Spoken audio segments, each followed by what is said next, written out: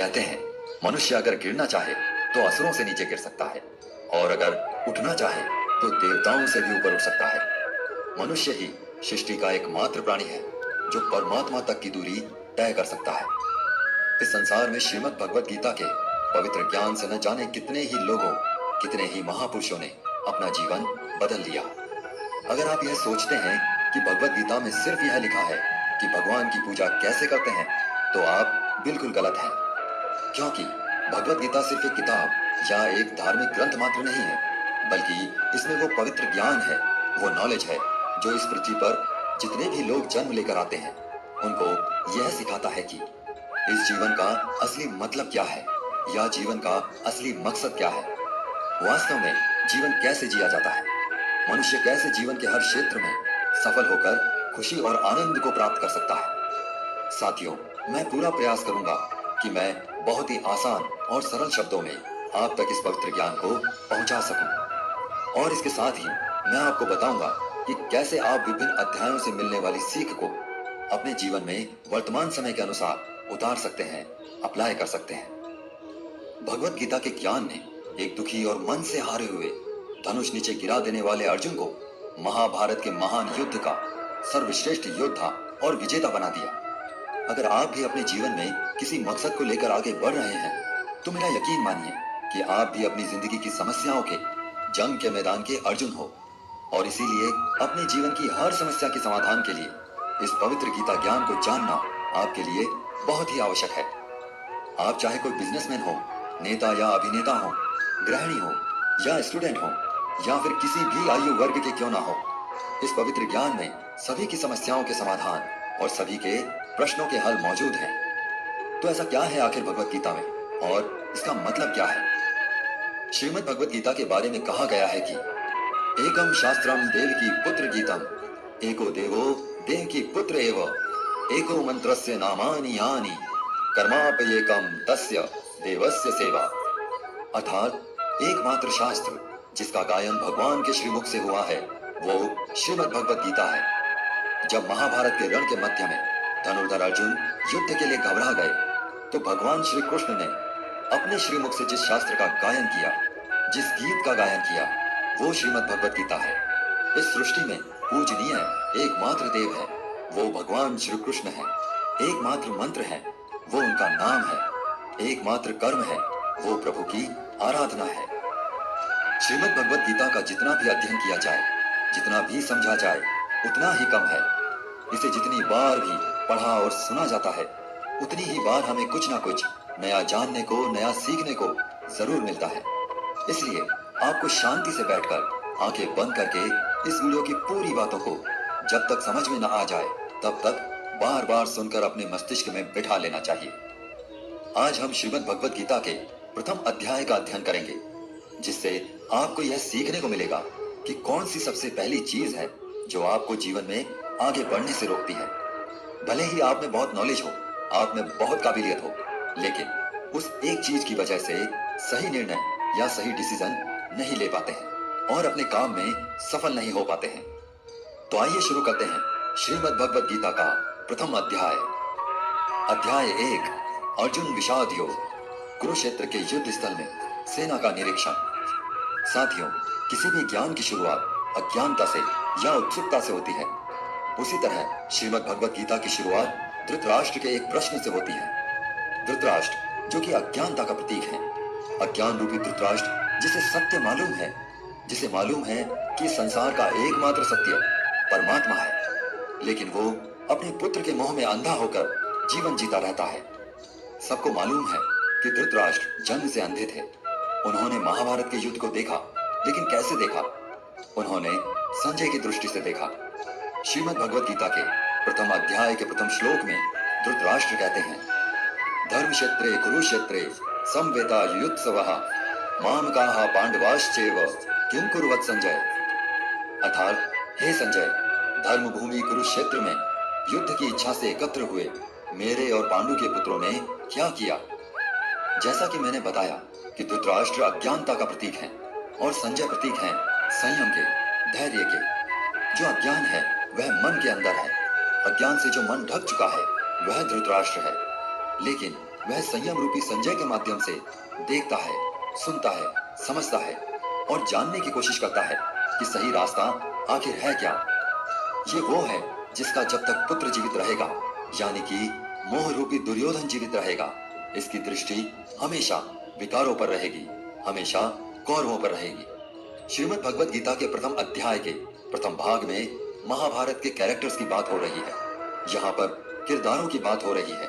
कौन सा महारथी जो है वो जाकर शंख बजा रहा है, कौन सा महारथी जो है वो सेना के बारे में बता रहा है। चारों तरफ युद्ध शुरू करने के लिए शंखनाद हो रहे हैं। कौरवों में दुर्योधन बहुत खुश हो रहा था क्योंकि उसके पास बहुत ही बड़ी सेना थी। भीष्म पितामह थे, गुरु द्रोणाचार्य, गुरु कृपाचार्य और कर्ण जैसे बड़े बड़े योद्धा थे। पांडवों की सेना में अनुराग रूपी अर्जुन, भाव रूपी भीम, धर्म रूपी युधिष्ठिर सहित पांचों पांडव, भगवान श्री कृष्ण और अभिमन्यु आदि थे। यह युद्ध पूरी तरह पारिवारिक युद्ध था। पांडवों और कौरवों के लिए गुरु द्रोणाचार्य और कृपाचार्य दोनों एक ही थे, भीष्म भी एक ही थे। साथ ही साथ पांडव और कौरव खुद भी आपस में चचेरे भाई थे, लेकिन हर कोई जीतने के इरादे से रणभूमि में आया हुआ था। इस अध्याय के 15वें श्लोक में संजय धृतराष्ट्र को बताते हैं कि पांचजन्यम ऋषिकेशो देवदत्त धनंजय पौंड्रम दद्मौ महाशंखम भीमकर्मा व्रकोदरः। अर्थात ऋषिकेश ने अपना पांचजन्य शंख बजाया, अर्जुन ने देवदत्त शंख बजाया तथा अति भोजी और अति मानवीय कार्य करने वाले भीम ने पौंड्र नामक भयंकर शंख बजाया। इस श्लोक में भगवान श्री कृष्ण को ऋषिकेश कहकर संबोधित किया गया है क्योंकि वे ही समस्त इंद्रियों के स्वामी हैं। सारे जीव उनके भिन्न अंश हैं, अतः जीवों की इंद्रियां भी उनकी इंद्रियों के अंश हैं। भगवान समस्त जीवों के हृदय में स्थित होकर उनकी इंद्रियों को निर्देशित करते हैं। यहाँ कुरुक्षेत्र की भूमि में भगवान कृष्ण अर्जुन की दिव्य इंद्रियों को निर्देशित करते हैं, इसलिए उनको ऋषिकेश कहकर संबोधित किया गया है। आप जैसे जैसे श्रीमद् भगवत गीता को पढ़ते जाएंगे तो आप समझते जाएंगे कि बहुत सारे किरदारों के बारे में आगे कोई बात नहीं हुई है। सिर्फ भगवान श्री कृष्ण और अर्जुन का ही संवाद सिमट करके रह जाता है, क्योंकि भगवान के श्रीमुख से जो शास्त्र निकला है वह सिर्फ और सिर्फ अनुरागी अर्जुन के लिए था। जब हम इसी प्रथम अध्याय के दूसरे भाग में आते हैं तो फिर बात होती है धनुर्धर अर्जुन की दुविधा की, उनके संशय की। अर्जुन जो है वो भगवान श्री कृष्ण से कहते हैं कि आप जो मेरा रथ है उसको ले जा करके दोनों सेनाओं के बीच में खड़ा कर दीजिए, मध्य में खड़ा कर दीजिए। मैं देखना चाहता हूं कि कौन कौन जो है वो इस युद्ध भूमि में आए हुए हैं। भक्त वत्सल भगवान श्री कृष्ण जो अपने परम मित्र अर्जुन के लिए इस युद्ध में उनका सारथी बनना स्वीकार करके अर्जुन के साथ सारथी के रूप में रथ पर स्थित हैं, वो अर्जुन के आग्रह अनुसार रथ को दोनों सेनाओं के मध्य में ले जाकर खड़ा कर देते हैं। अर्जुन देखते हैं कि दोनों तरफ जो हैं उनके अपने हैं, कोई काका है, कोई मामा है, कोई गुरु है, कोई भाई बंधु है। अर्जुन ने युद्ध के मैदान में जहां भी देखा वहां दोनों तरफ ही सिर्फ परिवार वाले नजर आ रहे थे। यह देखकर अर्जुन बहुत दुखी और व्याकुल हो जाते हैं। उनके हाथ से उनका धनुष गांडी गिर जाता है, त्वचा जलने लगती है, बुखार आ जाता है।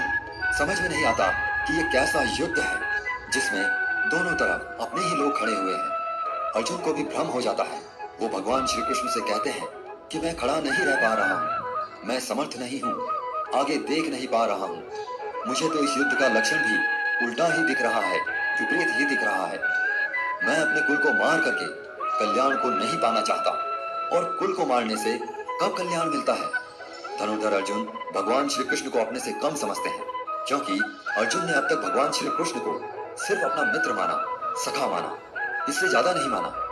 अर्जुन को नहीं पता था कि इसी भगवत गीता में आगे चलकर 11वें अध्याय में इसी अर्जुन को जो अंदर अर्जुन जो है वो अपनी तरफ से तरह तरह के तर्क देते हैं कि कैसे भी मैं इस युद्ध से वापस चला जाऊं या इस युद्ध को टाल दिया जाए। लेकिन ये युद्ध अब टाला नहीं जा सकता था। अर्जुन ने अपनी तरफ से हर वह तर्क दिया कि ये सब मेरे अपने हैं, मेरे परिवार के हैं, इनको मार करके मुझे क्या मिलेगा।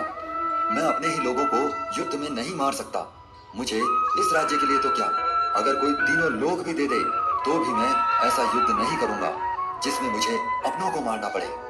अर्जुन त्रिलोक का साम्राज्य भी नहीं लेना चाहते, वो उसको भी नकार रहे हैं। तो भगवान श्री कृष्ण ऐसा क्या देने वाले हैं कि अर्जुन तैयार हो जाएंगे मान जाएंगे इस युद्ध भूमि में उतरने के लिए। सब कुछ जानेंगे श्रीमद् भगवत गीता के आने वाले अध्यायों में। प्रथम अध्याय के अंत में अर्जुन जो है वे हताश और निराश होकर रथ में पीछे जाकर बैठ जाते हैं। अर्जुन को उस पूरी सेना के निरीक्षण में अपनी फैमिली दिखाई देती है, परिवार दिखाई देता है जिनको मारना है। जहां तक संबंध होते हैं वहीं तक आप दुनिया मानते हैं। अर्जुन को मालूम नहीं था कि जो उनके मित्र श्री कृष्ण हैं वे स्वयं भगवान हैं। और अर्जुन को जब ये मालूम चलने लगता है तो वे गिड़गिड़ाने लगते हैं, क्षमा मांगने लगते हैं। अर्जुन बहुत सारे संशयों और डाउट्स के बीच में उलझ चुके थे, युद्ध नहीं करना चाहते थे, लेकिन भगवान श्री कृष्ण ने उनकी हर समस्या का, हर शंका का समाधान किया। दोस्तों, गीता के इस फर्स्ट चैप्टर से हमें यह सीखने को मिलता है कि वास्तविकता हमारी सोच से अलग होती है। हमें नहीं पता होता है कि जब हम कोई काम करने का इरादा लेकर जा रहे होते हैं तो वहां पर क्या हो सकता है।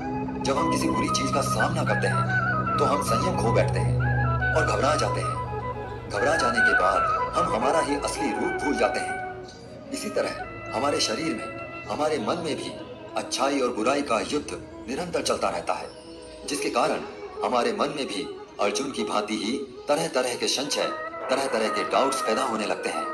इन संशयों से उबरने के लिए श्रीमद् भगवत गीता के ज्ञान के माध्यम से भगवान श्री कृष्ण की शरण में जाने का मौका मिलता है। तो आप जो पाप हैं उसे पीछे छोड़ने लगते हैं, पुण्य के साथ आगे बढ़ने लगते हैं और अपने ही क्षेत्र को, जो अपना शरीर है, अपना मन है, उसे धर्म क्षेत्र बना लेते हैं। लेकिन अगर आप विकारों के साथ, बुराइयों के साथ चलते हैं, काम क्रोध के साथ चलते हैं, तो आप अपने ही शरीर, अपने ही मन को कुरुक्षेत्र बना लेते हैं। भले ही अर्जुन युद्ध कला में माहिर थे, मास्टर थे, और भले ही वह युद्ध करने के लिए मैदान में धनुष उठाकर चले आए थे, लेकिन युद्ध सिर्फ हथियारों के चलाना जानने से नहीं होता। उसके लिए इरादे भी चाहिए होते हैं, इमोशनल स्टेबिलिटी चाहिए होती है। मैदान में आकर अर्जुन को अपनी ड्यूटी या कर्तव्य से ज्यादा फैमिली और गुरुओं से मोह हो गया और फिर वे दुखी हो गए। वे युद्ध करने का डिसीजन नहीं ले पाए। इससे यह भी सीखने को मिलता है कि जीवन में हमें हमारा कर्म करने से सबसे पहले रोकने वाला कोई होता है तो वह है हमारा मोह, लगाव या अटैचमेंट। जैसे कि आप सुबह जल्दी उठ सकते हैं, लेकिन आपको नींद और आलस से मोह होता है। आप अपने लक्ष्य को हासिल करने के लिए कठोर मेहनत कर सकते हैं, लेकिन आपको आराम से अटैचमेंट होता है। अर्जुन एक क्षत्रिय थे और युद्ध करना ही उनका काम था, और वे युद्ध करने में बहुत अच्छी तरह से ट्रेन भी थे, लेकिन वे मोह में आकर, अटैचमेंट में आकर अपना कर्म भूल गए। इसलिए अगर लाइफ में आपको चुनौतियों से लड़ना है तो आपको अपने अटैचमेंट को सेक्रीफाइस करना आना चाहिए। दोस्तों, इसको आप इस तरह भी समझ सकते हो। मान लो आप किसी से बहुत प्रेम करते हो, लेकिन वह मनुष्य आपके प्रेम की कदर नहीं करता। ऐसे में आपको उसका प्रेम पाने का मोह नहीं होना चाहिए, क्योंकि अटैचमेंट किसी भी तरह का हो, जब तक वह है आप अपनी लाइफ के अर्जुन नहीं बन पाओगे। साथियों, उम्मीद है आपको श्रीमद् भगवत गीता के प्रथम अध्याय की यह सरल व्याख्या जरूर पसंद आई होगी और आपको इससे बहुत कुछ सीखने को मिला होगा। इस वीडियो से आपने क्या सीखा हमें कमेंट करके जरूर बताएं।